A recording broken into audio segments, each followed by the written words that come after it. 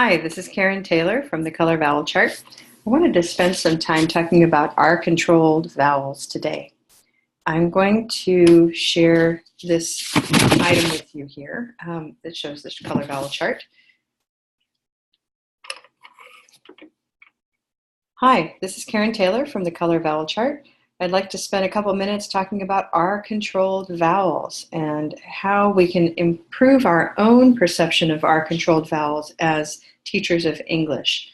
I'm going to use the Color Vowel Chart to do that, and we'll start with my positioning. I'm going to have you look at my mouth. I'm going to then say the sound, and I'll be showing it on the chart using this paintbrush today. And so we'll start just with the purple sound, which is purple shirt, Okay, so it's a single position here, We can also move into it by coming up, R, but note that it does not touch the roof of the mouth. So it's not or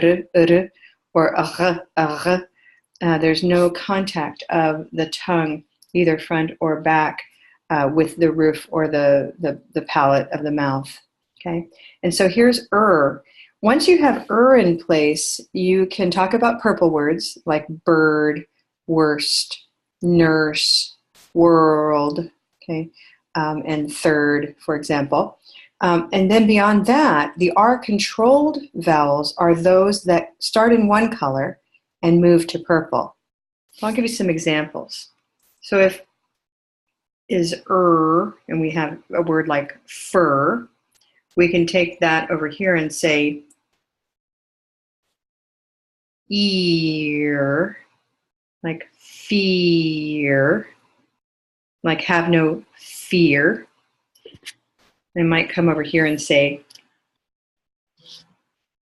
air, fair, like that sounds fair. Okay, I can come down to olive and say R, far, like that's really far. If I come over here, or, so that'll be $4, four, okay? We come up to blue, it looks like this. Oor, sure, like I'm not sure, okay?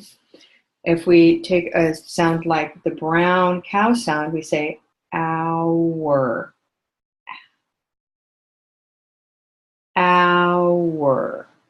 So we can say flour, like whole wheat flour. And over here, fire.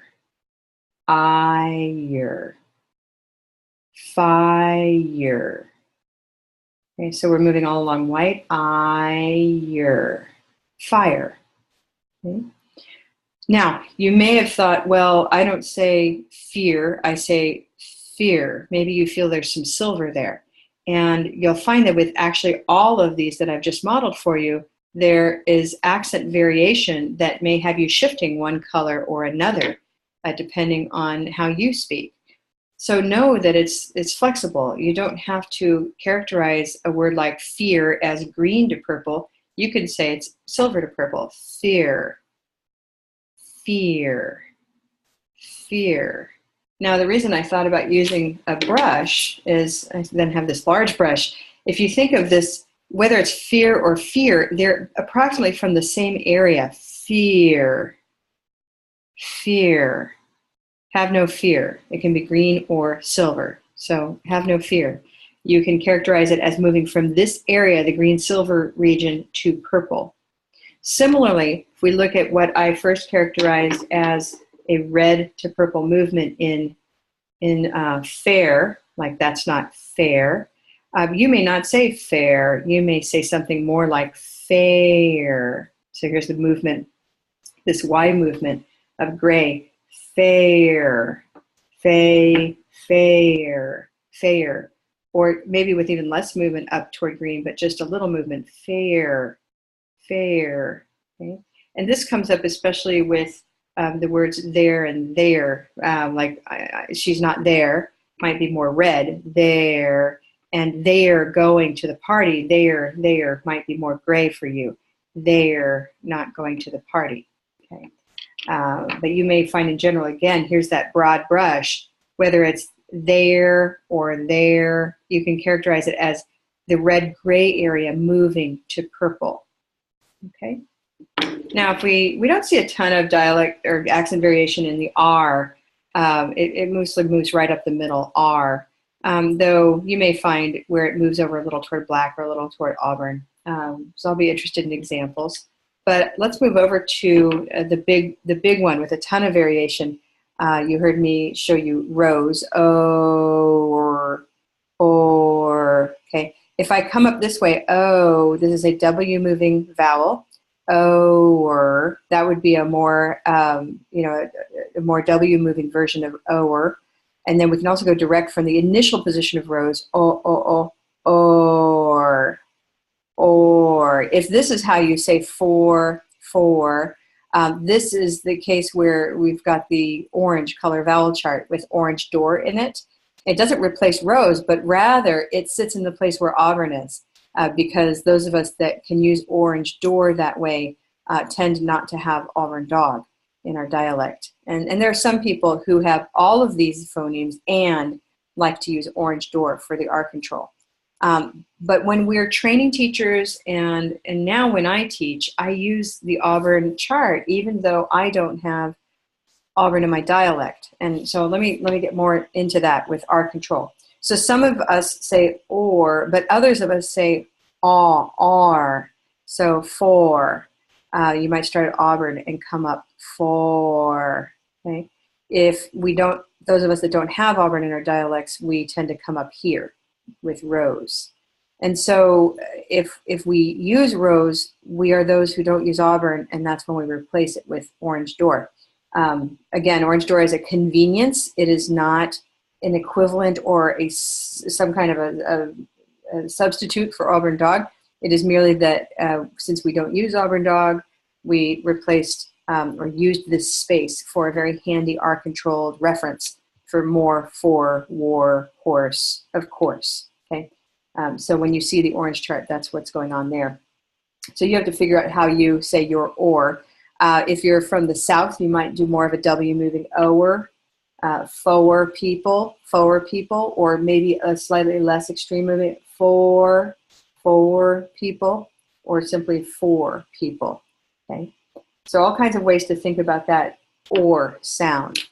With the broad brush, it would be something that it's all back here. If you take turquoise out of the mix for a minute, just because it's a Y mover, so it's kind of different. But if you come here from or, there's your broad brush concept. Okay, or it's back here. It's a rounded back vowel, and that's really, whether you call it rose or auburn moving to purple, your students will benefit from either. So there's always this interplay between, how do I, the teacher, how do I speak versus what can I say to my learners about this sound and what can I show them on the chart that will lead them to comprehensible English and that is easy for them to grasp and work on, okay? So we're always looking for those broad brush concepts. If we move up to I use the word sure. Was sure.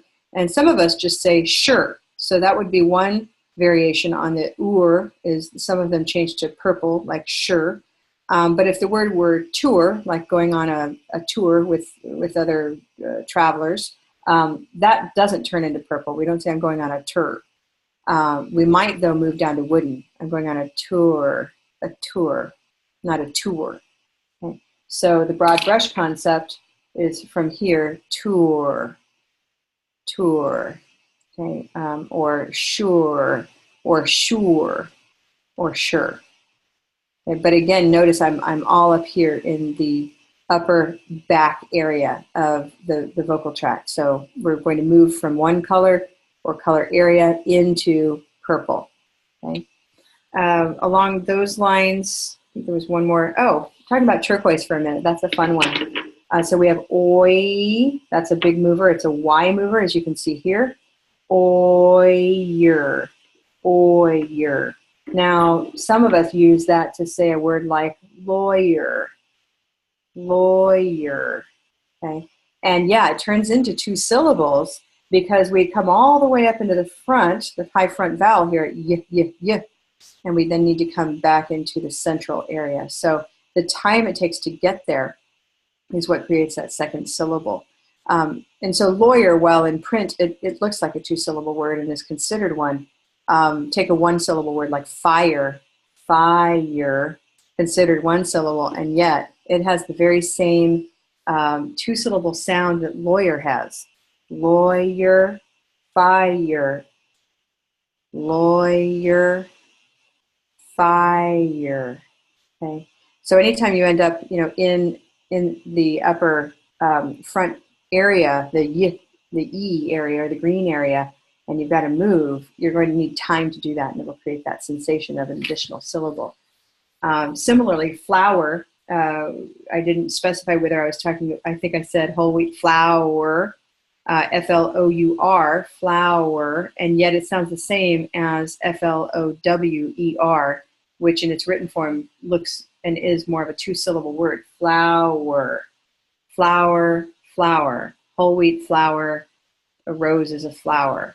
Okay, and some may not consider those homonyms depending on their dialect of English, but for many of us, they're the same, and yet when we write them down, we think of, well, this one is one syllable and the other one is two.